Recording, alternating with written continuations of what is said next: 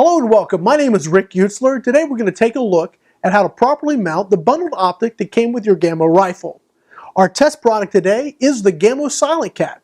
Now the first thing you're going to want to do is familiarize yourself with the instructions and owner's manual that came with your rifle. Let's go ahead and open this up. So let's go ahead and look at what we have in this package here. We have our very important user's manual, warranty activation card, an explanation of Gamo's limited warranty, contact information should you run into problems, and most importantly, we have our scope instruction sheet. Now this piece is very critical. If you have any questions as we go through this process, this is what you're going to need to reference. Okay, now that we've been through the manufacturer's instructions, let's go ahead and start mounting our scope. The first thing you're going to need is a secure place to work on your rifle. Trying to do this by balancing it or holding it or wedging it and still trying to put your scope on the gun is just going to cause you problems. So make sure you have the proper equipment. The first thing we need to do is go ahead and remove the scope from these rings. You can take your Allen key and simply remove the screws from the top.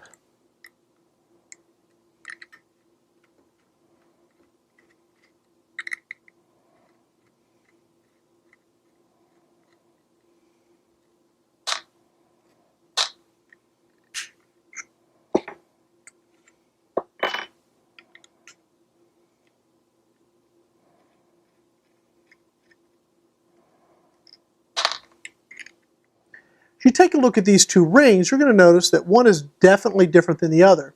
This one has a stop pin in the back. Now this is very critical because these rifles have what's called reverse recoil. This is what causes your scope to move on the rail if you don't use this properly, and this is 9 times out of 10 what gives people the biggest amount of problems when they're going to install a scope. If you notice here on your rifle you have a stop pin hole, so what we're going to do is go ahead and line up our stop pin to this hole.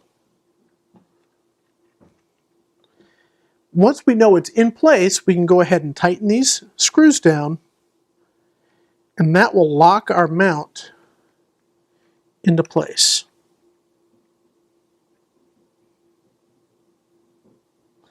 You can adjust the height of the stop pin through the access in the top of the mount here.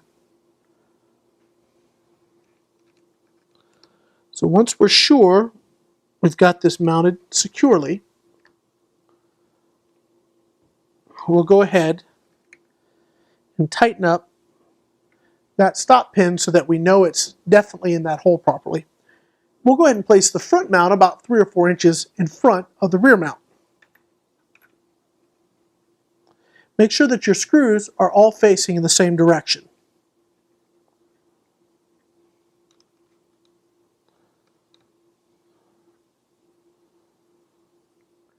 You want to make sure that these are secure to the rail before you go any further. Don't over tighten because you can strip these out if you're not careful.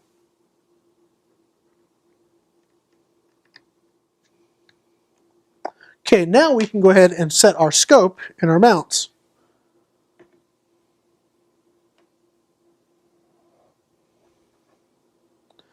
I'm going to replace your top set of rings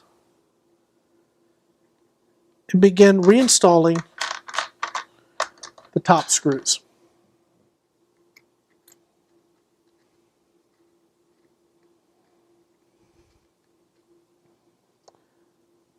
At this point, be sure not to tighten these down because we still have to center our scope.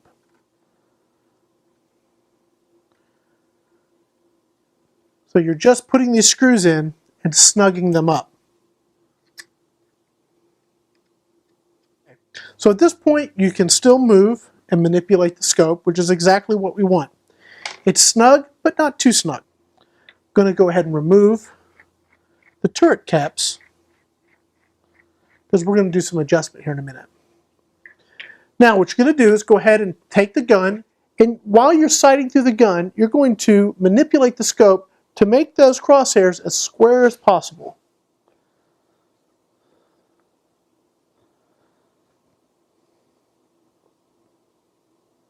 And that's about it. That wasn't too bad.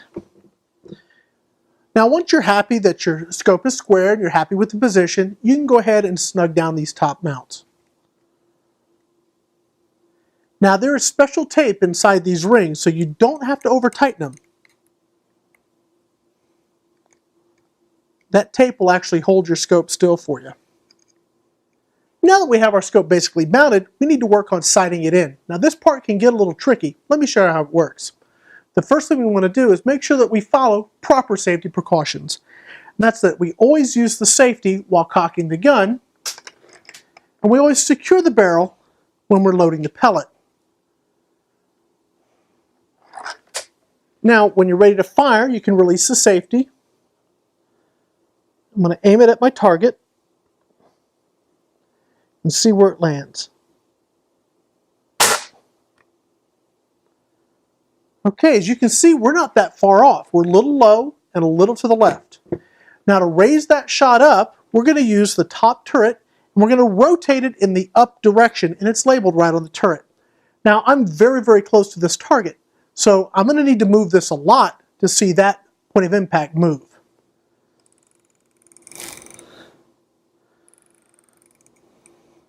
That's about one full rotation. Let's see what kind of change that makes.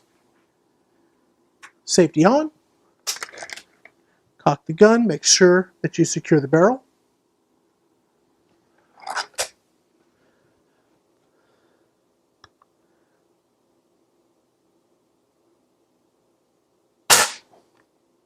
That's a whole lot better. Still just a little bit to the left.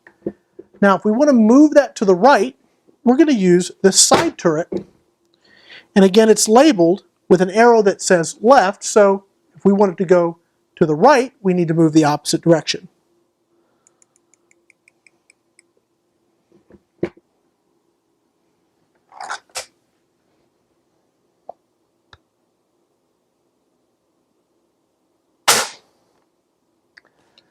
I think we're doing pretty well.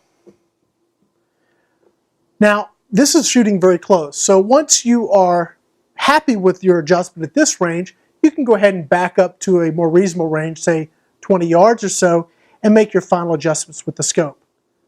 Once you're satisfied that your scope is set just the way you like it, you can go ahead and replace your turret covers and install your scope covers to keep the dust out of your scope.